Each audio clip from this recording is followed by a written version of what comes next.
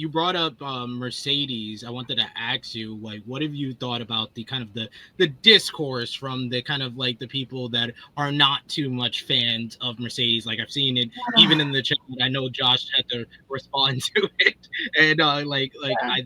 it's here. Like Aubrey says, Mercedes burying the women's division. Does there nothing for nobody? Cities and building in business for herself. I'm black. She hasn't put anybody over, and I think that it's more of a nuanced conversation than black and white. Like that's kind of the white look at it, and there is the pro Mercedes bunch, but I think it's more of a nuanced conversation because It I is. feel like she has really helped. Despite you don't have to beat somebody to put them Correct. over.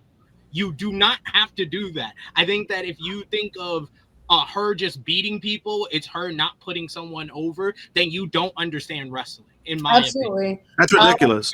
mhm. Yeah, it's ridiculous, and it's one of those things where Mercedes, if it wasn't for Mercedes, Stephanie Vaquer doesn't get her dream job. Mhm.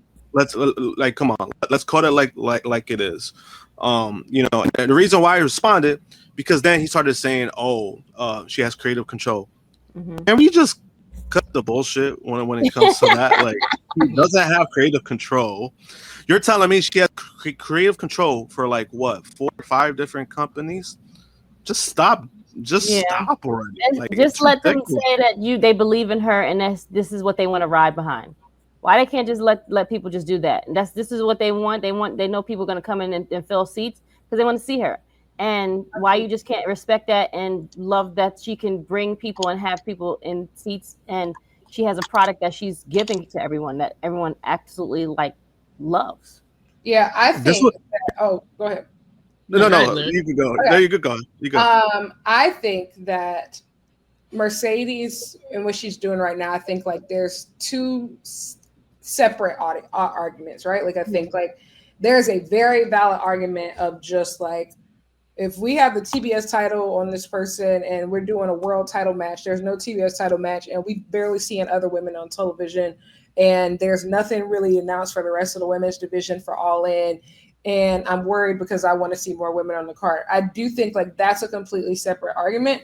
I don't think that has to do anything with Mercedes herself. I think that that's completely on Tony Khan and the booking of the women's division, and that is 100% should be called to the carpet. And I think like that is a big reason why a lot of people did not want, including myself, did not want Tony versus Mercedes to happen at All In. Mercedes is my GOAT. If it was up to me, she would win all the belts, but not until the division is in a strong enough place for everybody else to be able to be doing something meaningful at the same time.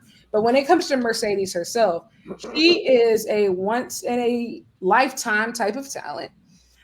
There's a reason why these places all around the world want their belts on her. She's the type of person, she will take your belt to a red carpet. She will take your belt to a talk show. She will take your belt on national television every single week.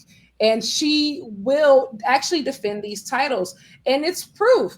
We saw it from the very moment that she debuted in the Tokyo Dome. Even though people tried to, honestly, it was just Dave, tried to attribute it to Osprey and Omega, which I think was, obviously a big reason for subs. People signed up that day for New Japan World because they even smelled that Mercedes was going to debut in the Tokyo Dome that night at Wrestle Kingdom 17. And think about how their subscriptions went through the roof. Fast forward to this year. Think about Rev Pro talking about how their subscriptions literally shot through the roof once she started holding the undisputed British Women's Championship. Look at CMLL, the amount of people who probably subscribed to at least some type of tier of CMLL this week because she was wrestling on Fantastica Mania and Grand Slam Mexico this week. It's tried and true, and she's everybody's measuring stick. Everybody wants to wrestle her. Like everybody wants to test themselves against her. Think about Harley Cameron and how she was constantly on television after wrestling Mercedes. Think about somebody like Hell, Athena, even if she hasn't been on television, she has been trending every single week ever since that Mercedes match. Of just people are like, okay, all right, enough is enough. Like, we're not going quietly into the night. Mm-hmm. And that's another thing about creative control. If Mercedes really had it, Athena would be on TV right now. Like, and that's a fact. And also, there's so many different things that would be happening, and women as a whole at AEW are fighting for TV time. Even that match with Zoisis was only 7 minutes. Was only 7 minutes. She herself is fighting for for TV time. And half the time she's in backstage segments. So I think that a lot of it is just misogyny, racism, all the that stuff. But a lot of it's just ignorance, Yep. And I don't think people don't understand. This is revolutionary. We've never really seen a woman belt collector, especially on this larger scale. So the things are happening for the first time.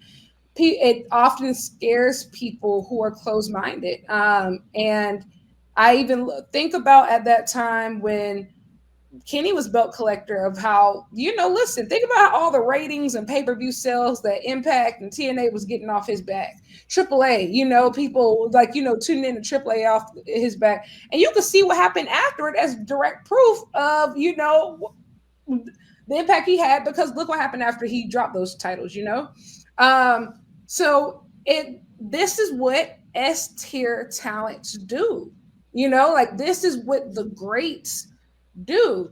And unfortunately, everybody is not on that level. That's a fact. And the thing is, sometimes in wrestling, you are like sometimes how do I say it? I don't want to say it. You're a victim to somebody else's error. There are going to be some people who, guess what? You ain't going to be able to hold this title right now because we saw it, when Roman was champion, right? Think about how many top baby faces had to, fall down in the process. And honestly, they got way less out of Roman than they ever got out of Mercedes. And that's a fact. And, the thing is, it's one thing if she's just holding these belts hostage. She's actively defending them all. She's actively wrestling and defending them all, whether she's booked on AEW or not. And that's something that you can't say for just about any man. So, I don't know. I think like at this point, Mercedes, the talking point used to be, oh, this AEW run is a flop. And clearly people can't say that anymore. And clearly she has become just as big of a name as she was a Sasha Banks. And people are really upset about that. That's what it really all comes down to. That's what it really all comes down to. And especially as we get to this time of people thought that it's going to be a flash in the pan. There's a really good chance she renews. There's a really good chance she stays.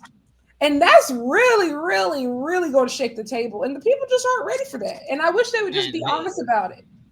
They're going to be even more upset about that. And I saw some people like making it more. And I like the fact that you said that it's all the things. It's misogyny, it's racism, because people wanted to make it just about race, because they were like, oh, did y'all complain about this when Kenny Omega was belt collecting? I was like, I'm pretty sure most of the people that I've seen complain about Mercedes are the same people that were complaining about Kenny Omega. It's really those people that are pro WWE that are the loudest of the complainers. So they complained about Kenny Omega doing it. They complained about Mercedes doing the belt collecting thing, but you didn't hear a peep from them when Roman Reigns had both world titles and was gone for half of the year. You did not hear a peep from them. So it's all the things. It's tribalism.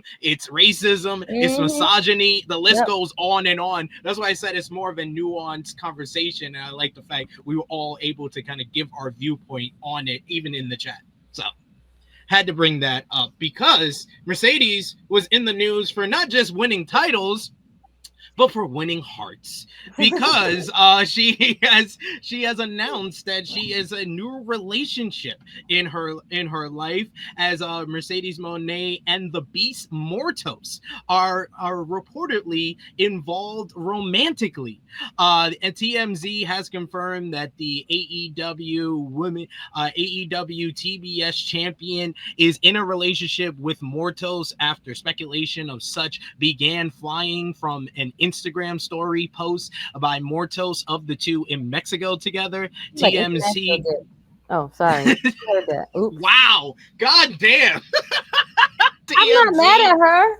She don't know how to lose, man. Right, that's what I'm saying. Like, let her win. My Like, sister shit. has no idea how to lose at this point. It's That's just what I'm saying. Like, she want to be outside and she want to have fun, and that's why you get you that international dick, sis. I think so.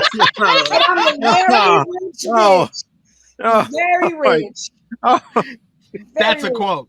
TMZ confirmed with Mone that the two are dating and described it as a Beauty and the Beast situation in real life.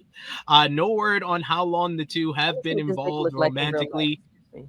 Monet finalized her divorce from Sarah Tan last year after years of separation. So congratulations to the new couple. But also, the Beast Mortos got to check something off his bucket list, as he was a last-minute replacement for the main event of AEW Grand Slam Mexico, replacing Claudio Castagnoli. It was his first matchup in Arena Mexico in 14 years, as he wrestled there in 2011. Fightful Select reports that Tony Khan personally went to Salvador Lorot Lemine and asked for permission to use Mortos. The company was forced to make changes as they were unable to use Cash Wheeler and Claudio Castagnoli due to travel issues. CMLL was said to be, quote-unquote, very accommodating. Since debuting in AEW in 2024, the Beast Mortos has competed across both AEW and Ring of Honor, often appearing in trios and high-stakes singles bouts. He initially gained attention through his rivalry with Mark Briscoe, including a title challenge in Ring of Honor. Later in 2024, Mortos joined forces with Rush and Jalistico as a revamped La Faction Ingobernable, and marking a shift toward faction-based storylines. He's headlined a major event in the fall, and he was in a 2 out of 3 falls matchup with Hologram, but came up short there. In 2025, Mortos has maintained a regular presence on AEW programming, primarily in multi-man matches, including that 10-man tag on AEW Grand Slam Mexico, where he picked up the win. But yeah, it's been a big week for Mortos, a big week for Mercedes. What do you think about the fact that TMZ is covering Mercedes Mone's love life now? I think that kind of attests to what you were saying before, Lyric, that Mercedes kind of star power is showing in the fact that you have places like that covering her love life. Absolutely. I think, well, they covered the divorce too. Yeah. But I think what was really interesting about this was that a lot of times, I remember when she first left, they would put like, oh, the former Sasha Banks or the former Sasha Banks.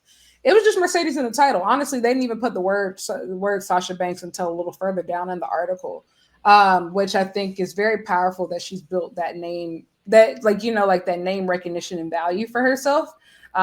It's super powerful, because let's just be honest, especially nowadays, I think even looking at the Mariah May stuff, of people aren't able to retain that, you know, a lot these days, of like their own name, image, likeness, like, you know, the rights to their intellectual property, especially coming in and out of WWE specifically.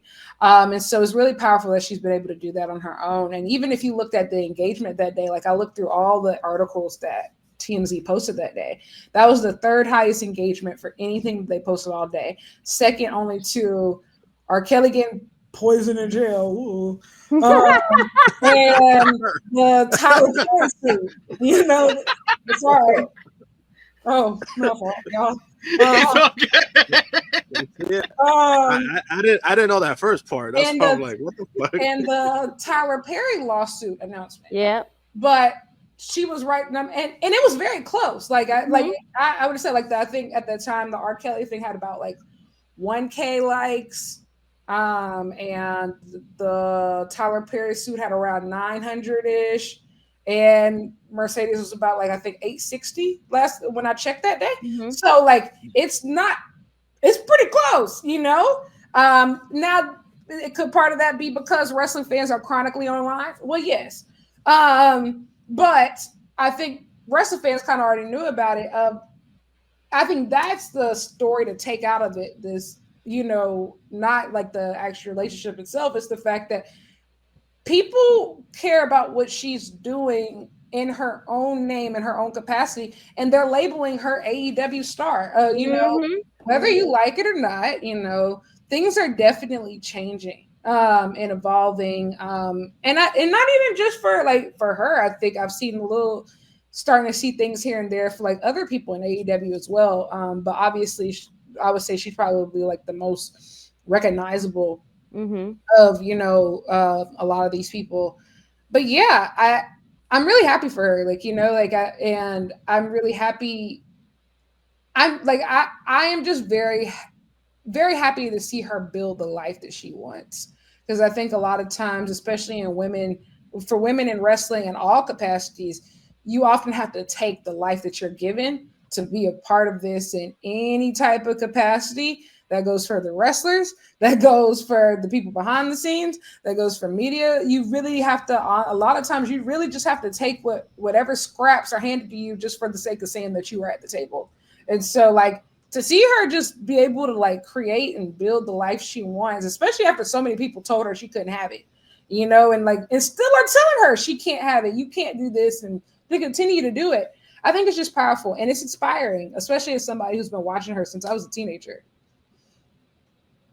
It's a big deal for, especially for a lot of like female fans, what she's been able to do, especially outside of the big machine that is WWE. I think that even her wildest dreams that she had, I don't think it even pales in comparison to the reality that she's living in the past 2-3 years since she left WWE, and in the way she left WWE.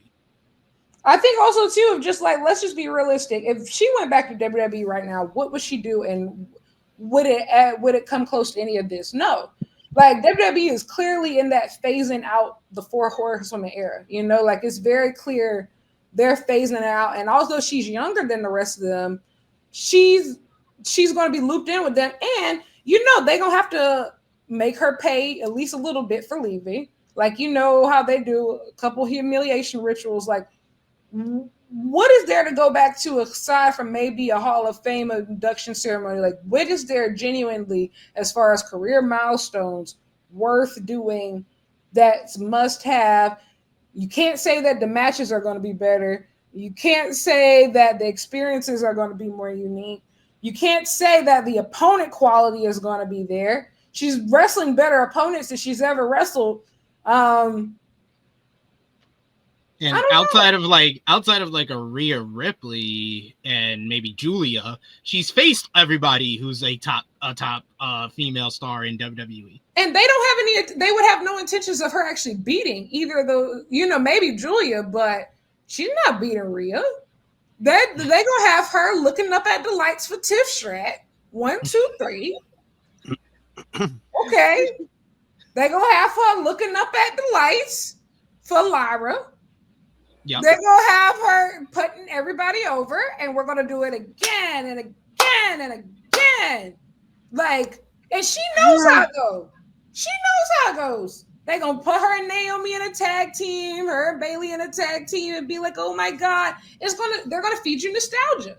Like, and I think that she's too young to go backwards, at least right now, but especially right now. And I think women's wrestling needs Mercedes too badly for her to go back to WWE, at least especially right now. Think about how many people have been showcased. Think about how many people have found new favorite wrestlers, new favorite wrestling styles because of this run. I started doing content right after Mercedes debuted in the Tokyo Dome and did completely alternative international wrestling. That's not possible if she doesn't go, especially for Black women. Like, she opened doors for so many different people, and I'm not saying those doors close if she leaves, but women's wrestling is still too fragile. Like, 2 to 3 years of work is not going to be enough. Like, it has to be consistent, and it can't all fall on her shoulders too. I think we need other women to really step up and take that call. And we've seen it, I think the Tony Storms and Athenas of the world, and, other people do things in their own way. But the revolution is not going to be fought and evolve. Our WWID, our wrestler, when we say indie dates, we're not talking about reality of wrestling, bro. Like, we're not talking about let's go wrestle Nikita Lyons. Hell no. What are we talking about? Oh, MAGA Lions? Yeah. Well, what are we talking about? Dick Cheney. Come on, y'all. I love that. See, and yeah, Dick Cheney. My favorite one is George shady. BBW Bush. That's my favorite one. My thing is just we talking about lifting people up. Like, lift these girls up who are hungry. Like, those are the type of people who need those opportunities. Catalina last night, oh my God, talking about stepping up to the ball. Billy Starks, like these type of people. We're not like, what are we saying? Y'all want my goat out there wrestling Nikita Lyons? Terrible. And she always be doing too damn much. I'm like, see, this is why I can't stand her. Well, we got a good question here from Thought Fellow. Thank you so much for the super chat donation first. And he writes, while we're on the Mercedes topic, I saw a tweet saying she's arguably the most influential wrestler of the past 10 years due to the Brooklyn match with Bayley, Hell in a Cell, first Hell in a Cell women's matchup with Charlotte, the Mania main event with Bianca Belair, and all the New Japan Pro Wrestling main events. Do y'all agree? Krssi, what do you think? I'm gonna say yes, absolutely. Put respect on her name. She left the big times and she was like, no, I'm gonna bet on myself. I'm not gonna deal with y'all bullshit, these fake ass tag belts. I'm gonna do something else and I'm gonna bet on me. And she's been doing great and she ain't never looked back ever since. So I say yes. I'd say I'm not sure if I'd say she's like the number one, definitely the most influential female wrestler, easily. The only reason why I wouldn't say overall is because I think I'd put Kenny Omega there. I think. Oh, I thought we were just talking about females, not I'm thinking talking females, not like over the men. Oh yeah, definitely not. She's definitely not over all the men. I put Omega and Ospreay in the second before her. I'd put Ospreay, not Ospreay. I'd put Kenny Omega and John Moxley, and I think just because. Mox in 2019, if he doesn't leave when he does, I don't think a lot of this is possible, and like to do New Japan and AEW at the same time, do the G1 while AEW is a fresh new product on television, leaving WWE when he did, as high as he was, in the company at that time. And I think really essentially creating that forbidden door concept. And then obviously you have Omega, the Elite, the formation of AEW, and the Omega Okada series, the Omega Jericho match, which really sets the table for what AEW comes to be.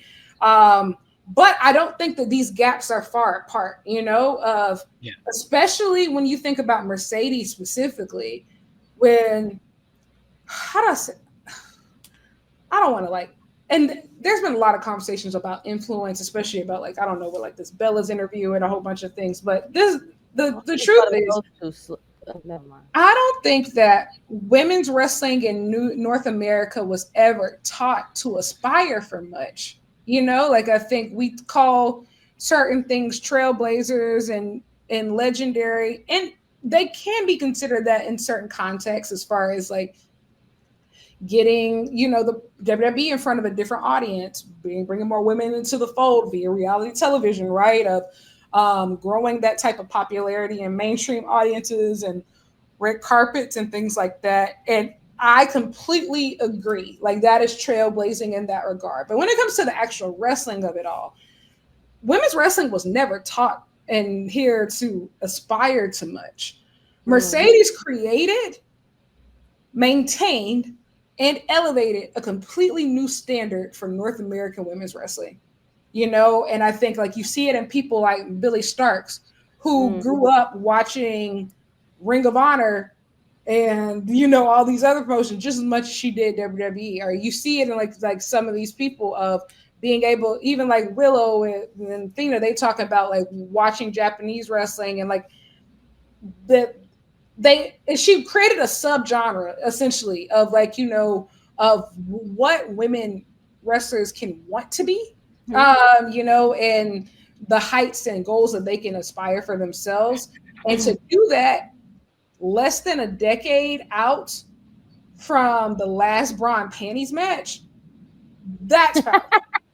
And that's just true. To be able to be a part of changing that conversation, like within like a 10-year span, especially at 23 years old at the time, that's unprecedented. And we'll probably never see the likes of it ever again. And just think about how entrenched that thinking, that ideology, women, bathroom break, women, like Playboy covers being unveiled in the ring, and like, live sex celebrations, and being a part of, changing that at such a young age. And then in her, second wave in like her early 30s, taking it completely global. So I don't think these gaps are particularly large. Like, I think like I put all these people pretty back to back of each other as far as influence, but she's definitely the most influential female wrestler. Probably, I think, of this century. I would say of the 21st century, actually. There's a great argument for that. For sure. I don't see who else. Who else is that person? Who else? I think the only people that are even like close, I don't even think it's close, is the other 4 horsewomen, and she's a big part of their legacy. So I think it's definitely Mercedes.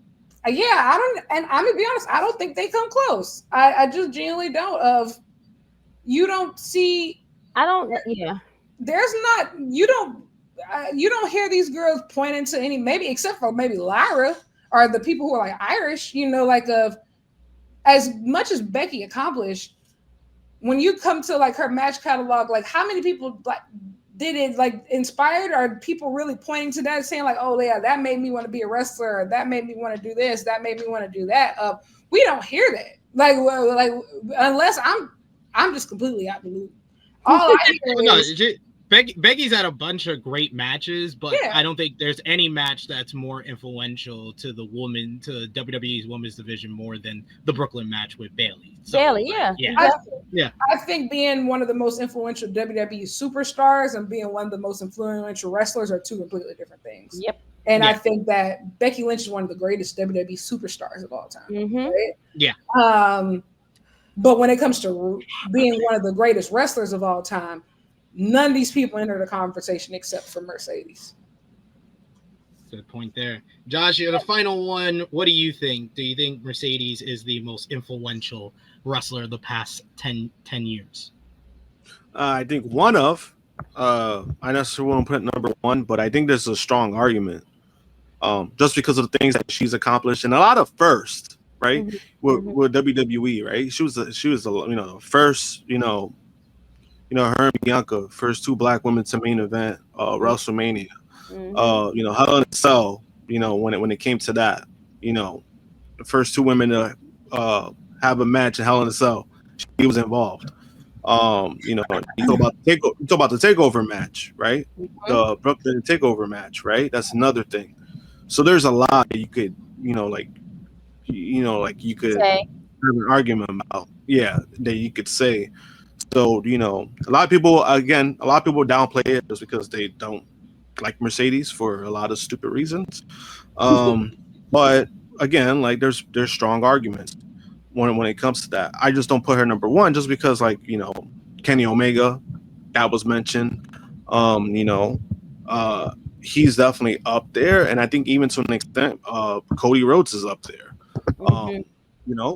Because of what he was able to accomplish outside of WWE, and those 6 years that he was gone, basically got him back to WWE, to him being one of the faces of the company. So I mean, that's big time. That's huge, no matter what, because he bet on himself, helped build the company, and then went back to the company that left him from the first time, and he has not looked back ever since. Like, he's never been the same guy when he left. So that's why those arguments are probably a little bit stronger. But I would say maybe female, I think she's number one. I think she's up there just because of a lot of firsts. You don't get that a lot, like first this or that. To me, that means something. No matter what, no matter if you dislike her or not, right? No matter what her booking was, that means something, and that means it tells me how important that she was, because they knew her. At the time, I think they knew her value. At the same time, I think it's more about commitment. They really didn't want to fully commit to like her compared to a lot of people in the company, you know, and that's why she left. And now she's betting on herself. Mhm. This is what people wanted for Mercedes, and I think that's what I was gonna say before, where you know people were complaining of her AEW run is a flop, but then it's like now she's winning all these belts, and it's like what you can't really complain much. She's the highest paid woman in the business. That's also another accolade you got to add to that argument. The highest paid woman in the business. They had my goat losing to Lacey Evans. They had my goat losing to Lacey Evans. Who doesn't even wrestle anymore? It's not Who doesn't enough. even wrestle anymore? Most of these girls that they had her losing to don't. Yeah, who don't even wrestle anymore, right? They had us. We were in hell. You So think like, people are crying because she lost to Bianca Belair? No. No. Nope. No. And people forgot about that part. Thank you for saying that and reminding them about that foolishness, because we all hated it. They had my sister losing to Lacey Evans. You think 6 belts isn't enough? It's not. Me and Jimmy said on AE Ramble this week that this belt collecting run is like the modern day wrestling equivalent of reparations. Mm. Yes, yes, correct. And I need all that. All of it right now. And I feel like we're not finished yet. I feel like we deserve more. The thing is too, like, because the thing is too, like overall, I don't mind belt collecting gimmicks. Like I don't mind it. I like it when it's done well and it means something, right? And I think in this case, it means something because she is doing a lot for the companies. She's showing up and she's wrestling. That's what you want from a champion.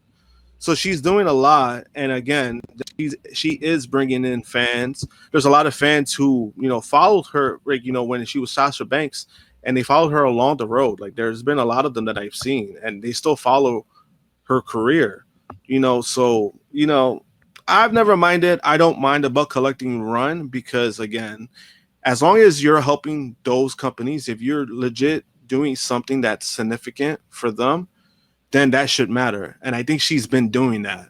She's been showing up to New Japan wrestling. She's been showing up to CMLL wrestling. You know, AEW, she wrestles. So it means something. I'm going through her match catalog right now. They had, do you know that those terrorists had Carmella and Zelina Vega defeating Sasha Banks and Toni Storm? That's seriously. That's what it said. That's what the paperwork said. And it happened again and again. Sasha Banks and Toni Storm lost to Zelina Vega and Carmella. We were cooked. Lacey Evans and Tamina defeats Bayley and Sasha Banks. Tamina defeats Sasha Banks. Nikki Cross defeats Sasha Banks. Was this the last run, like that last year? Oh, well, some it's of like that 2021. It sounds like 2021, 2022. Yeah, I'm going 2022, and I'm just keep going backwards. I'm going backwards. Got it. I'm keep going backwards. Yeah, who else? Lacey Evans and Naomi defeat Bayley and Sasha Banks. Dana Brooke and Lacey Evans defeats Bayley and Sasha Banks. Alexa Bliss and Nikki Cross defeats Bayley and Sasha Banks. Nikki Cross again defeats Sasha Banks. Becky Lynch beats Sasha Banks 4 times in a row. That'll do it.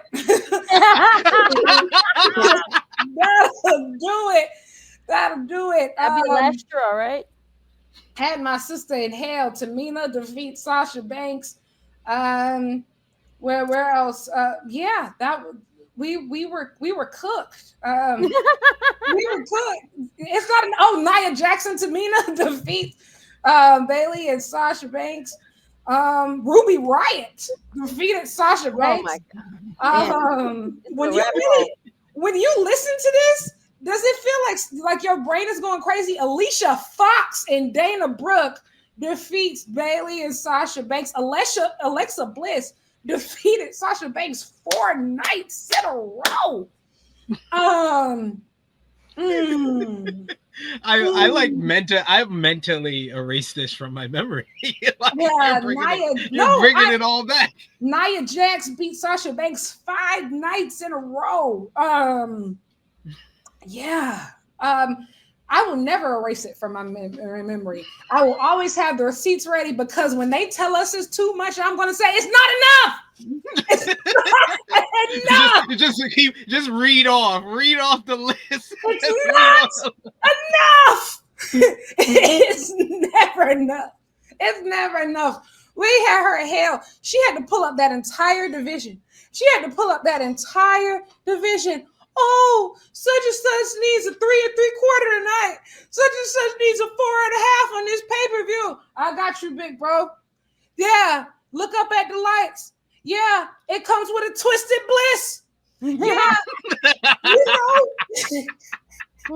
it comes with a twisted bliss. Indeed. They had Toni Storm covered in ice cream and shit. Yeah.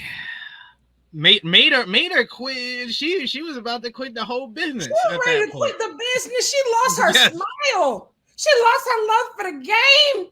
We would have never got timeless Toni Storm if it was up to WWE. I have such a soft spot for Toni. Like, I have such a soft. I was in the building the night that she debuted in AEW, and so like I've just been following her career, like so many big major moments of her career. Of just like, if it's ever too like, that's the thing of like, I really that's the only reason why I didn't want the matches, because of like, you know, like how the rest of the division booked. But bro, they earned this. Like these two, they bled, earned, screamed, scratched, clawed. They got it out the mud. These two, they earned it the hard way.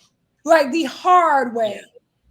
They earned it. Well, I got one more topic involving Mercedes I want to hear from Lyric about before we let her go. I know she's got some stuff to do today, but in an interview with Sports Illustrated, the takedown on SI, Rick Ucchino, Athena said that she isn't sure about her chances of appearing at AEW All In Texas and would be bummed if she didn't. She also spoke about her matchup with Mercedes Mone at Spring Breakthrough. On that matchup, she said, "It took me like a few days to kind of process everything. I know that sounds weird. I think because I'm always on the hustle and the bustle with everything, it's very hard for me sometimes to just sit back and enjoy what I put on a platter. On wanting to work with Monet again, she said, it left me wanting so much more. It left me wanting to do a full storyline with Mercedes Monet. I feel like I hold myself on such a high pedestal because I feel like I always have people depending on me.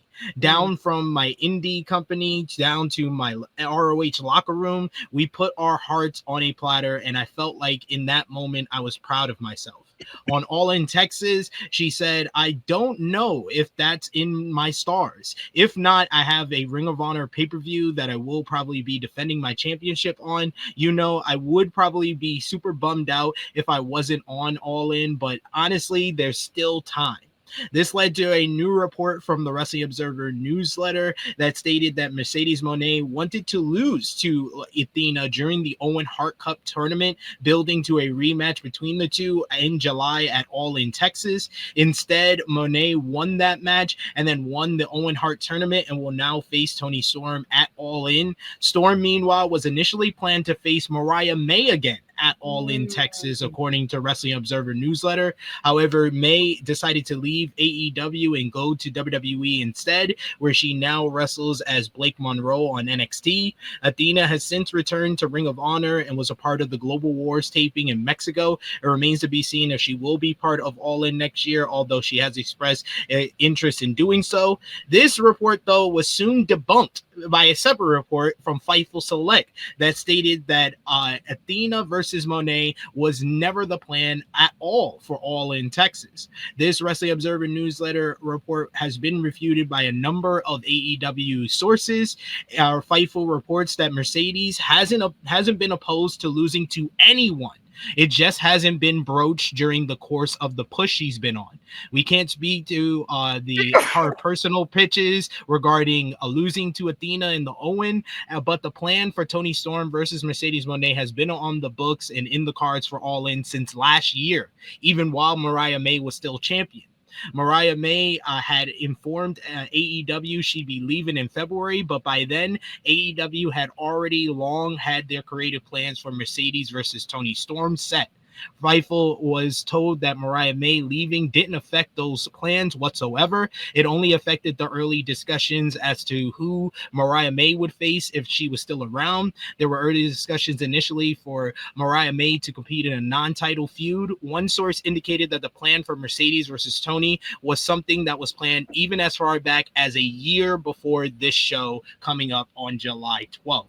So, I wanted to ask you, Larry, what did you think about Athena's comments, this report involving the Mercedes-Athena rivalry, as well as Mercedes and Toni, and then the social media kind of burst of people tagging Tony Khan and saying, we need Athena on All In, and how necessary that is? Okay. First, I'm going to be honest. And, like, you know, I'm sure, like, you know, everybody like has their sources, but I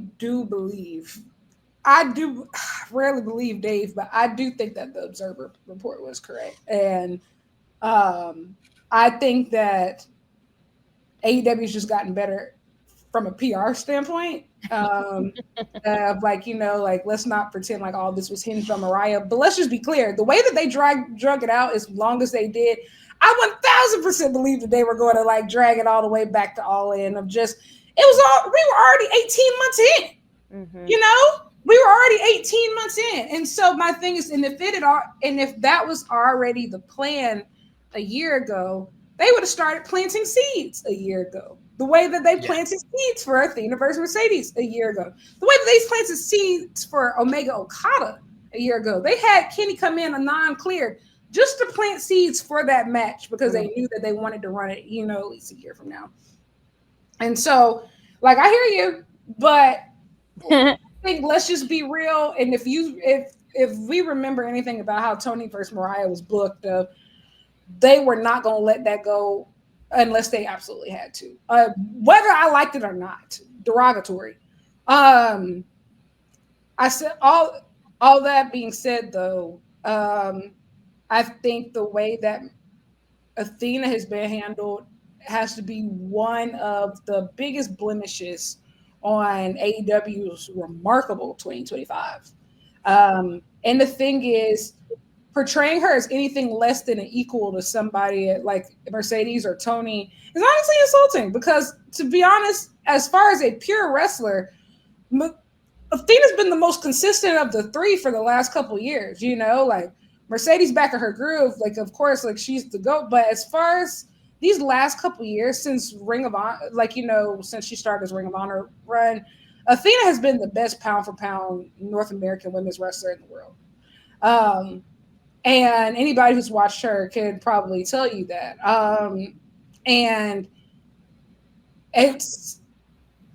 I think, like with other things of when you run a match like Mercedes versus Toni, it's on the company to reassure people, fans, wrestlers alike, that the rest of the division isn't going to be left behind in the process.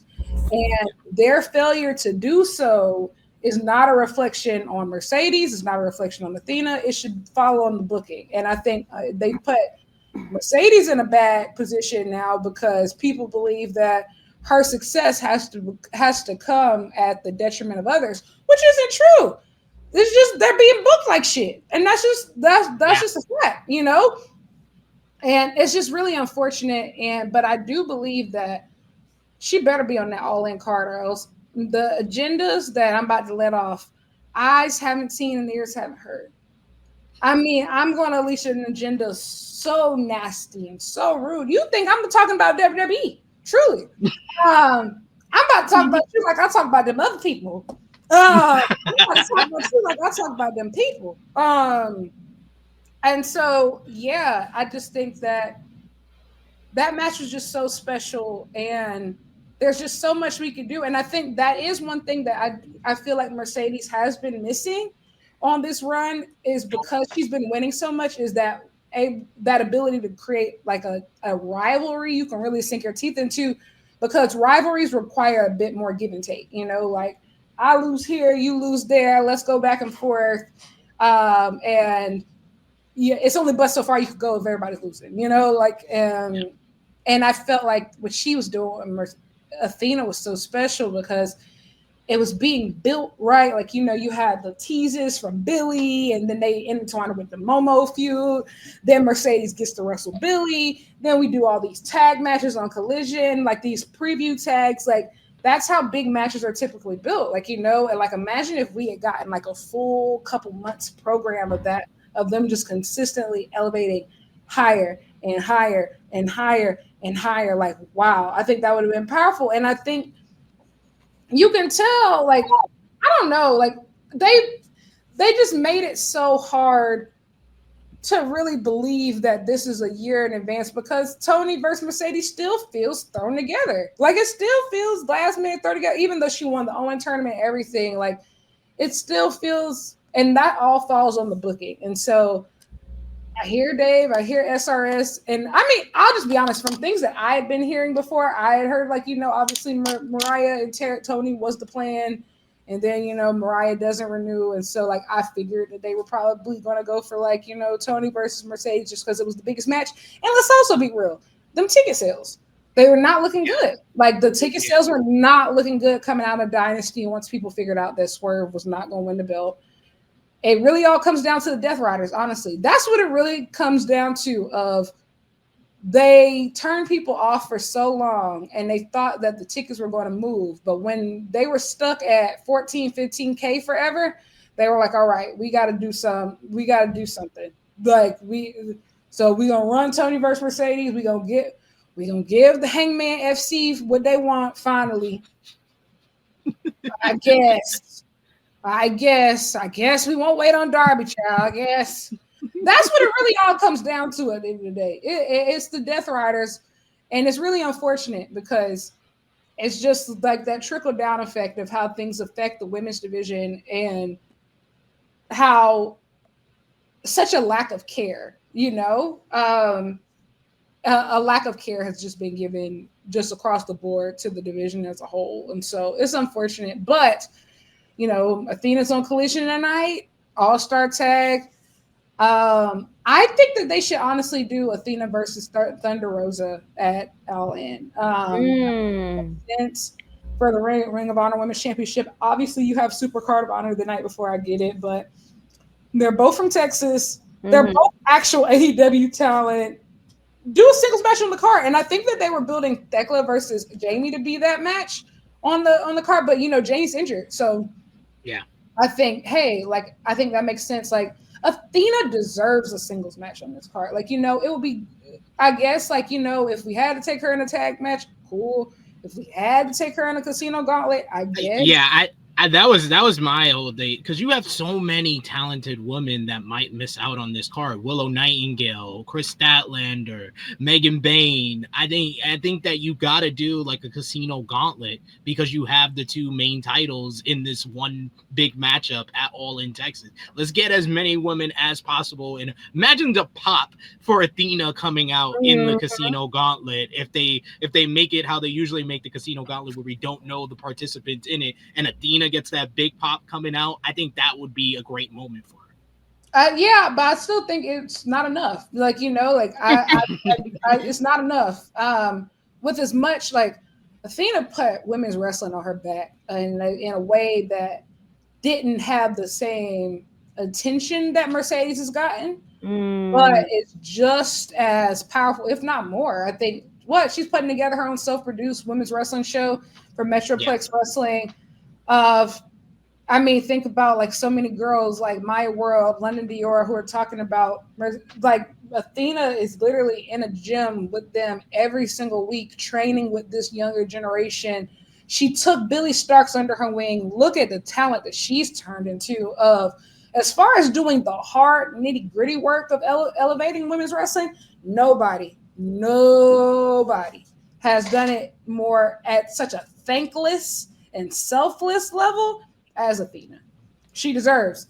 She never took her foot off the gas. As long as she's been in ROH, she gives every single performance, whether it's a squash match or it's 20 minutes in the main event, the same level of energy. And a lot of people are not doing that. But a lot of people are never even put in that position in the first place. You know, most people by now, they would have just been phoning it in. She doesn't. You know, she went to Japan for the first time, over impressed. Greatest that old face in the Tokyo Dome might be the best she's ever done.